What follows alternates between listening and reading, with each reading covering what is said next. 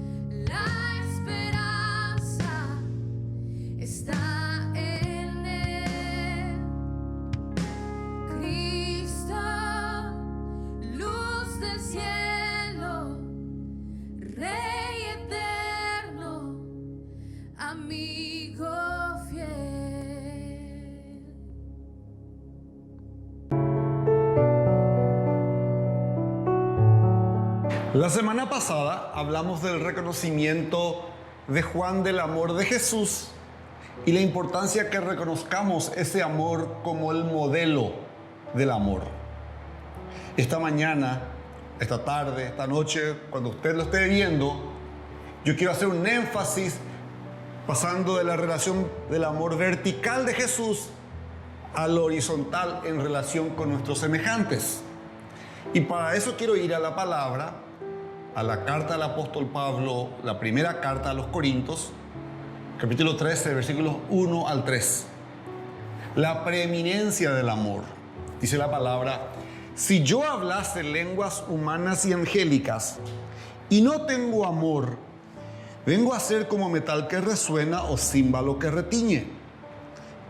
Y si tuviese profecía y entendiese todos los misterios y toda ciencia, y si tuviese toda la fe de tal manera que trasladase los montes, y no tengo amor, nada soy.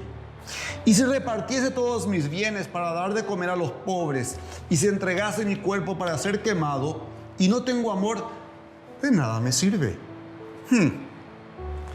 Esta primera carta del apóstol Pablo a los Corintios, capítulo 13, llamado el capítulo del amor. Después habla que el amor es sufrido, es benigno. Pero yo me quiero quedar en estos 3 primeros versículos, porque me hago nomás esta pregunta: ¿cuántos de nosotros sabemos qué es realmente el amor? Estamos inundados de Hollywood. Hollywood llamamos a lo que son los medios de comunicación social, a la televisión, al cine, o por qué no a los libros también, y que definen el amor como un romance, como algo de sensorial. Yo siento amor. Los escritores de canciones, los poetas, uno le lee a Gustavo Adolfo Bécquer, por ejemplo, han escrito de ella por añares. Pero ¿cuánto sabemos realmente al respecto? Yo creo que inclusive siendo cristianos, hombres de iglesia, nos cuesta conducirnos en amor. Tratamos de llevar nuestras cruces, pero alguien nos cruza y tendemos a perder la compostura y nos comportamos de la misma forma que el resto del mundo. Pero hoy yo quiero decirte que la Biblia, la palabra de Dios, nos enseña que debemos ser personas que ejercen el amor en todas nuestras relaciones con nuestros semejantes. Escuchemos estas palabras. San Pablo a los Efesios, capítulo 4, versículo 2. Y que sean humildes y mansos y tolerantes y pacientes unos con otros en amor. Después dicen Hebreos 12:14: procuren vivir en paz con todos y en santidad, sin la cual nadie verá al Señor. Decimos lo mismo nosotros. A veces es más difícil, a veces nos cuesta amarle a alguien porque tampoco ayuda. Pero San Pablo nos insta que si es posible debemos vivir en paz y en armonía con todos. Por eso yo quiero centrarme hoy en los primeros 3 versículos del capítulo 13 de 1 Corintios, al hablar del amor como lo expresa la Biblia. Yo entiendo que la introducción que hace Pablo es: ahora les voy a mostrar un camino mejor, un camino más excelente de manejar las relaciones humanas. Jesús ya lo planteó cuando dijo: no hagan a otros lo que no quieren que se hagan a ustedes, como la regla de amor. Si querés recibir amor, da amor. La ley de siembra y cosecha también lo llaman. Para mí es la regla de oro de toda sociedad. Primera de Corintios, Pablo dice la importancia del amor en nuestras vidas, porque esa es la manera de manejar todas las situaciones, es la manera de manejar todas las relaciones, la manera de manejar la vida. Y señala que el amor es más importante que 4 cosas que para nosotros los cristianos son muy importantes. En el primer versículo, San Pablo dice que el amor es más importante que los dones espirituales. Dice, si yo hablar en lenguas humanas y angélicas y no tengo amor, vengo a ser como metal resonante o címbalo retumbante. Voy a explicar esto. En el día del Pentecostés, cuando Pedro dio el famoso primer sermón del Evangelio, Dios dio a los apóstoles el don especial de poder hablar en lenguas que nunca habían aprendido humanamente, para que los demás pudiesen entender lo que se estaba diciendo. ¿Okay?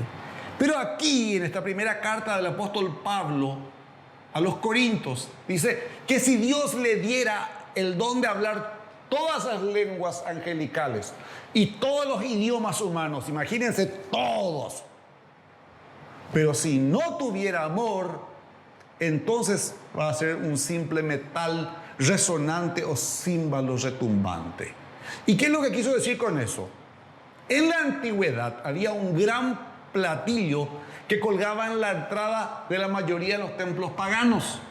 Cuando la gente venía a adorar a sus dioses, los golpeaban esas campanas para despertar a sus dioses a fin que ellos escuchen sus oraciones. Pablo lo define como algo hueco. Esos dioses no existían. No podían despertar de sus letargos porque estaban muertos. Entonces eran inútiles. Si él pudiese ser tan bendecido que pudiera hablar con la mayor elocuencia todos los idiomas, pero no tuviera amor, su vida sería tan inútil como ese acto ridículo de golpear un platillo para despertar a dioses inexistentes. Entonces, el amor es más importante que cualquier don espiritual.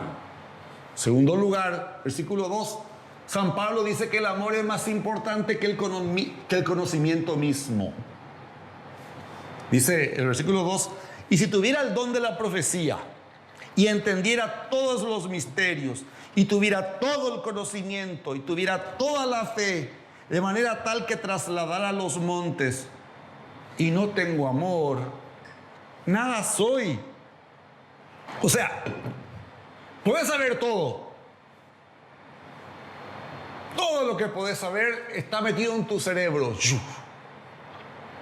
Ciencia nuclear, medicina, filosofía, psicología, sociología, antropología, todo tipo de ología. ¿Sabes todo? Pero si no tenés amor, de nada sirve. No sos nada en absoluto. ¿Por qué? Él lo clarifica en el capítulo 8, versículo 1 del mismo libro de Corinto. El conocimiento envanece, pero el amor edifica. Yo creo que, a diferencia de lo que se plantea mucho a nivel social, nuestra sociedad no necesita más conocimiento, más educación. Necesitamos más amor para no ser a los otros lo que no queremos que se nos haga a nosotros. Lo que debe cambiar en la sociedad es el corazón del ser humano para que luego la sociedad pueda cambiar. En tercer lugar, San Pablo dice que el amor es más importante que la misma fe. Cuidado, no dice que la fe no sea importante, dice que el amor es más importante nomás. Porque dijo, y si tuviera toda la fe, de tal manera que trasladara los montes, y no tengo amor, nada soy. ¿Cuál es tu fe? ¿Qué crees esta mañana, esta tarde, esta noche? Con toda la certeza. ¿Crees que Dios creó al mundo? ¿Crees que Jesús es su Hijo unigénito, que Él vino al mundo, vivió una vida sin pecado, murió, fue sepultado y resucitó al tercer día? ¿Crees que Él está ahora al lado del Dios Padre, preparando un lugar para nosotros, como Él mismo lo dijo, intercediendo por nosotros, por eso oramos en su nombre, y que un día va a volver a buscarnos? Si vos crees todas estas cosas, está bien, te felicito. Pero la palabra aquí nos enseña que vos podés creer todas las cosas correctas, pero si no tenés amor, si yo no tengo amor, no somos nada. Porque incluso la fe no tiene ningún valor a menos que sea respaldado por el amor. Te doy un ejemplo. El sacerdote y el levita que Jesús menciona en el buen samaritano, que pasan al lado de la persona que fue golpeada y abandonada. No le hicieron caso al accidentado. ¿Por qué no? Y porque iban a cumplir sus obligaciones religiosas. No era que no tenían fe. Claro que tenían fe, pero carecían de amor por el semejante. Por eso dejaron de lado al hombre tirado, continuaron su camino. En la carta de Pablo a los Gálatas 5:6 dice: porque en Cristo Jesús nada vale la circuncisión ni la incircuncisión, sino la fe que obra por el amor. La fe que obra por el amor. No discutamos más doctrinas, no discutamos más ideologías. Expresemos y damos el amor, y eso cambia. En cuarto lugar, el amor es más importante que la misma generosidad, que la bondad, que la caridad. Pablo dice: y si repartiera todos mis bienes para dar de comer a los pobres, y entregara mi cuerpo para ser quemado, y no tengo amor, de nada me sirve. Versículo 3. Él no dice si doy el 10% del diezmo. Él dice: si yo vacío toda mi cuenta corriente que está en el banco, mi caja de ahorro, si cobro mis pólizas de seguro y doy todo para ayudar a los pobres, incluso me sacrifico, pero no tengo amor, no sirve de nada. Porque la generosidad en sí misma no es suficiente. Todos recibimos llamadas, cartas, correos para aportar a causas que sí valen la pena. Y está bien. La pregunta que yo te hago es: ¿por qué haces lo que haces? ¿Por qué das tus diezmos? ¿Por qué das tus ofrendas? ¿Por qué haces filantropía? ¿Por qué le ayudas a alguien? ¿Porque te sentís culpable? ¿Porque querés impresionar?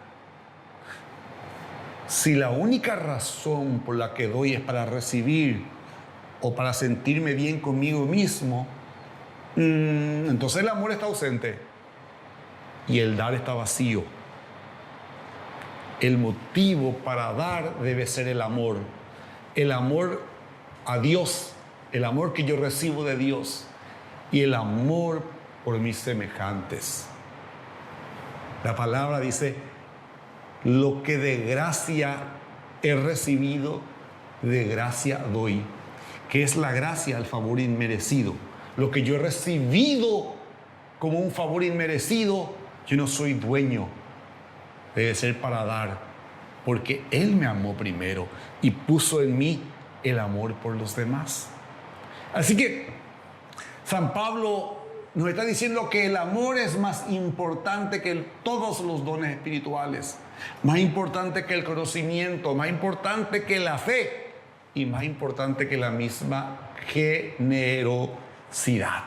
En primer lugar, entonces, hablamos sobre la importancia del amor en nuestras vidas. En segundo lugar, practicar el amor en la vida cotidiana. Algo que estamos captando es que el amor es muy importante, más que el conocimiento, más que la fe, más que la generosidad, etc. Escuchen lo que Jesús dice en Juan 13:34. Un mandamiento nuevo les doy, que se amen unos a otros. Así como yo les he amado, ámense también ustedes unos a otros. Vamos a apuntar algo aquí. Para Jesús no es una sugerencia que nos amemos. Es un mandamiento, es una orden, es una instrucción. Y lo otro es que Él no nos va a ordenar a hacer algo que no podamos hacer. Nuestro problema es lo que entendemos por amor, como que algo ocurre simplemente Porque eso es lo que el mundo enseña. Te enamorás como si cayeras en una zanja. O te desenamorás como si te cayeras de un árbol. No puedes evitarlo. Es algo que simplemente te ocurrió. Lo que la palabra nos quiere enseñar es que el amor es una decisión, es una elección, es algo que podemos controlar. Dios nos manda a amarnos unos a otros. Lo que significa es que yo decido amarte y a la vez vos decidís amarme o no. Y esto no es una situación fuera de nuestro control, es lo que yo puedo decidir, es lo que yo puedo elegir. ¿Qué tipo de amor estamos hablando? Filipenses 2:4, Pablo nos dice: no busque cada uno su propio interés, sino cada cual también el de los demás. En otras palabras, amemos de la misma manera que Jesús amó. Mateo 7:12 dice: haz a los demás todo lo que quieras que te hagan a ti. Esta es la esencia de todo lo que se enseña en la ley y en los profetas. Si pensás en los demás y en los intereses de los demás, al igual que pensás en vos mismo y en tus intereses, te volvés desinteresado. ¿Por qué no aplicamos eso a las varias áreas de influencia en nuestras vidas? 1. ¿Cómo funcionaría eso en la familia?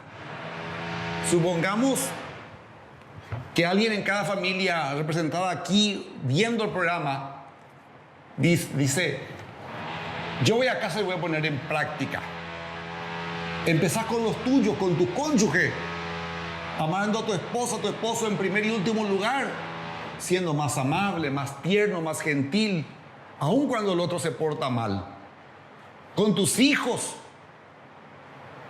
con tus padres, con tus hermanos, porque los amás.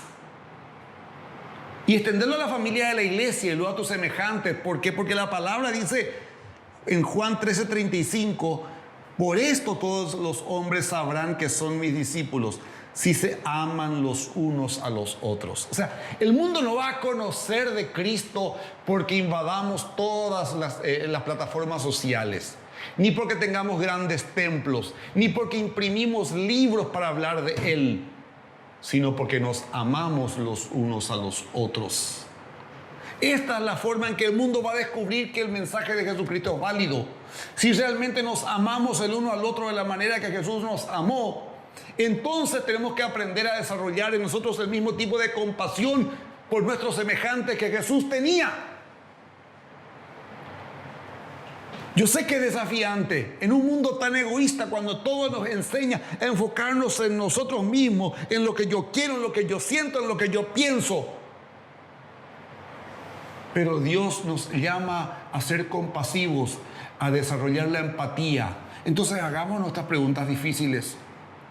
¿Cómo es estar lastimados profundamente en nuestro interior y nadie sabe que estás sufriendo y no te sentís en la libertad de contarles lo que te pasa? ¿Cómo es estar enfermo y saber que no te vas a recuperar y querer vivir más que cualquier otra cosa? ¿Cómo es sentirse ¿Cómo es sentirse discapacitados? ¿Cómo es ser una minoría? ¿Cómo es lidiar con problemas matrimoniales o problemas domésticos? ¿Cómo es? ¿Qué tipo de carga llevan las personas? ¿Nos preocupamos lo suficiente como para ayudarlos a soportar esas cargas? Eso es lo que significa cuando Jesús habla de amarse unos a otros como Él nos ha amado. Hay una historia que yo quiero contarles. Un misionero se fue a la India. Por supuesto, no hablaba el idioma de la India, creo que tiene no sé cuántos idiomas luego. Pero antes de aprender el idioma, desarrolló tuberculosis y tuvieron que internarle en un hospital.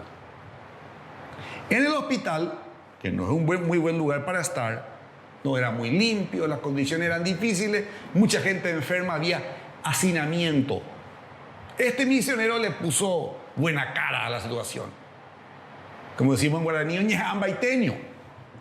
Y tomó algunos libros y folletos y trató de hablarle a los pacientes, a los familiares de los pacientes en el hospital. Pero ¿qué tenía como obstáculo? No hablaba el idioma.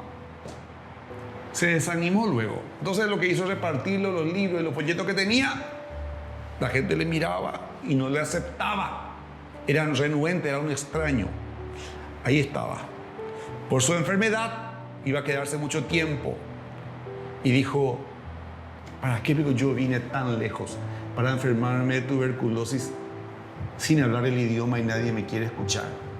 Y tampoco puede escucharme. Por su condición, a eso de las 2 de la mañana se despertaba a toser. Una tos crónica que no le soltaba. Una noche en la que la tos le agarró con todo, notó que al lado de su cama había un pasillo y hacia el otro lado del pasillo había un anciano que trataban de levantarse de la cama. El hombre no tenía las fuerzas, se enrollaba por su cuerpo, se balanceaba de un lado a otro tratando de tomar impulso para levantarse, pero no podía hacerlo, estaba demasiado débil. Finalmente este anciano se rindió y se quedó en su lugar. Este misionero se quedó en su lugar con el correr de los minutos, pasó la tos y se quedó dormido. A la mañana siguiente, él entendió por qué este anciano luchaba por levantarse. Es más, lo había visto llorar de la impotencia. Quería ir al baño y no tenía la fuerza suficiente para levantarse. Y a la mañana la cama estaba sucia y había un olor en el aire. Los otros pacientes se burlaban del anciano. Los enfermeros que venían a limpiar la cama no lo trataban con paciencia. Él cuenta que inclusive alguien le abofeteó porque había hecho sus necesidades en la cama. Dicen que el anciano no tenía fuerzas ni siquiera para defenderse y se quedó allí llorando. Este misionero volvió a despertarse a la madrugada siguiente con su tos habitual por la tuberculosis. Y otra vez vuelve a ver al anciano poniendo todo de su esfuerzo para levantarse. No podía hacerlo. Se sintió tan mal este misionero que en su condición tuberculosa se levantó, cruzó el pasillo y le ayudó al anciano a ponerse en pie. Pero este anciano estaba tan débil que se cayó. No se rindió este misionero. Le levantó y le llevó al baño. El baño no era más que un agujero sucio en el piso. Lo puso, lo aguantó, lo apoyó en sus brazos mientras este hombre anciano hacía sus necesidades. Le limpió, le llevó a su cama y lo acostó. Pero antes de volver a su cama, el anciano dice que le agarró su cara y le besó en la mejilla y le dijo algo en su idioma que él no entendió. A la mañana siguiente ocurrió algo increíble. Había pacientes esperando al momento de despertarse que le preguntaban si podían leer algunos libros y de los folletos que él había llevado. Otros que hablaban inglés le preguntaban sobre el Dios a quien este misionero adoraba y sobre su hijo que vino al mundo para morir por sus pecados. Este misionero contó que toda la literatura que había llevado al hospital lo había repartido y pidió más.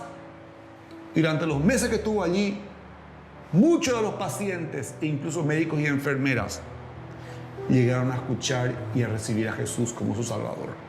Él concluye y dice, ¿qué hice? No prediqué ningún sermón, si ni siquiera entendía el idioma de ellos. No tenía algo que enseñarles, ni cosas maravillosas que mostrarles. Los libros habían rechazado al principio. ¿Qué es lo que hice? Todo lo que yo hice fue llevar a un anciano al baño y cualquiera puede hacer eso. Está escrito, no importa cuánto sepas hasta que los demás entiendan cuánto les importas. Hay una manera más excelente de vivir y es la manera de Jesucristo, el modelo del amor, el amor sacrificial, el amor obediente, el amor supremo, el amor sincero. Esta mañana, esta tarde, esta noche, no importa cuándo lo veas, si no conoces a Jesús como tu Salvador, te hago esta invitación. ¿Y por qué no respondes a experimentarle a este Dios de amor que no llevó a un anciano, dio a su Hijo unigénito para que todo aquel que en Él crea no se pierda, mas tenga vida eterna? A ese Dios que nos envió a su Hijo para rescatarnos del pecado y darnos su vida y vida en abundancia. Para ese Dios que se encarnó y padeció muerte y muerte de cruz, todo por amor a nosotros. Por ese Dios que prometió no dejarnos solos. No importa la aflicción por la que estemos sufriendo, Él no nos va a dejar ni desamparar. Padre, gracias por tu palabra. Gracias por darnos el modelo del amor, Cristo Jesús, y por enseñarnos que para ti el amor es más que todos los dones, es más que el conocer todas las cosas, es más que hablar todos los idiomas, es más que todos los bienes que tengo y los reparto. El amor, experimentar de gracia y dar de gracia. Gracias por darnos la oportunidad de mostrarles a otros el amor.